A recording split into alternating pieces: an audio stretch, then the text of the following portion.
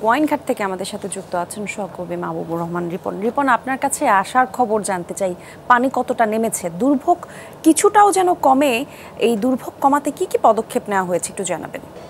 বলি, পানি আসলে খুব একটা বেশি যে কমেছে, তবে গত কয়েকদিনের তুলনায় কিছুটা কমেছে। মানুষজন প্রত্যাশা করছেন তারা বাড়ি ফিরতে পারবেন। আমরা যেমনটা দেখছিলাম যে কেউ কেউ বাড়ি ফিরছেন, কিন্তু বাড়ি ফিরে তারা আর্তনাদ করছেন, কারণ বাড়ি যেভাবে রেখে এসেছিলেন, এক কাপড়ে বেরিয়েছিলেন অনেকেই বাড়িঘর থেকে, মূলত জীবন বাঁচাতেই সন্তান গরু বাছুর নিয়ে বেরিয়েছিলেন।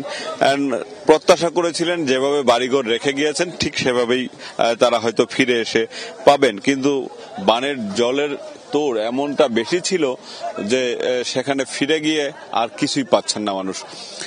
কারোর ঘর বাড়ি একদম ভেঙে গেছে, কারোর ঘরের সব আসবাবপত্র ভাসিয়ে নিয়ে গেছে, কারোর যাদের কেউ কেউ গবাদি পশু রেখে গিয়েছিলেন সেগুলো কোথায় গেছে তারা জানেন না।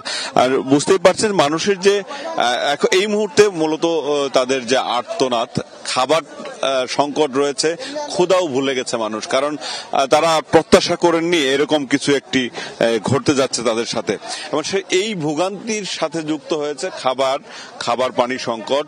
সরকারের যে ত্রাণ তৎপরতা রয়েছে, এই কয়েকদিন জনপ্রতিনিধিরা বলছেন যে আবহাওয়া বৈরী থাকায় তারা মানুষের কাছে পৌঁছাতে পারেনি। আজ কিন্তু আবহাওয়া অনেকটা ভালো দেখছি, আজও কিন্তু মানুষের কাছে সরকারি ত্রাণ পৌঁছানোর তেমন কোন চিত্র আমাদের চোখে পড়েনি।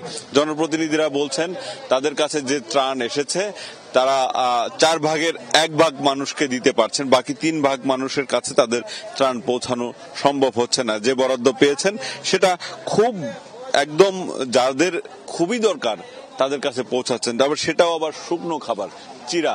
অনেকেই দেখছিলাম বলছিলেন যে চিরা খেয়ে 3 দিন ধরে আছেন, তারা বেঁচে আছেন। তারা তাদের কথা হলো তারা যে সহায়তা পাচ্ছেন, বিশেষ করে সরকারের পাশাপাশি কিন্তু সাধারণ মানুষও ব্যক্তি উদ্যোগে সহায়তা করছেন আমরা দেখছি।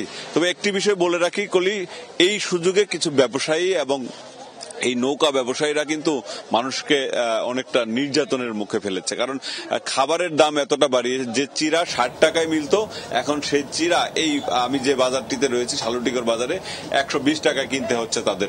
মানুষের ভোগান্তি আসলে কোন পর্যায়ে পৌঁছেছে, এবং ব্যবসায়ীরা এই যে এই ধরনের কাজ করছেন সে বিষয়ে কিন্তু আইন শৃঙ্খলা বাহিনী কোনো ব্যবস্থা এখন পর্যন্ত নিচ্ছে না। কলি, বুঝতে পারছি রিপন, এই বিষয়গুলো আমাদের একেবারেই কাম্য নয়।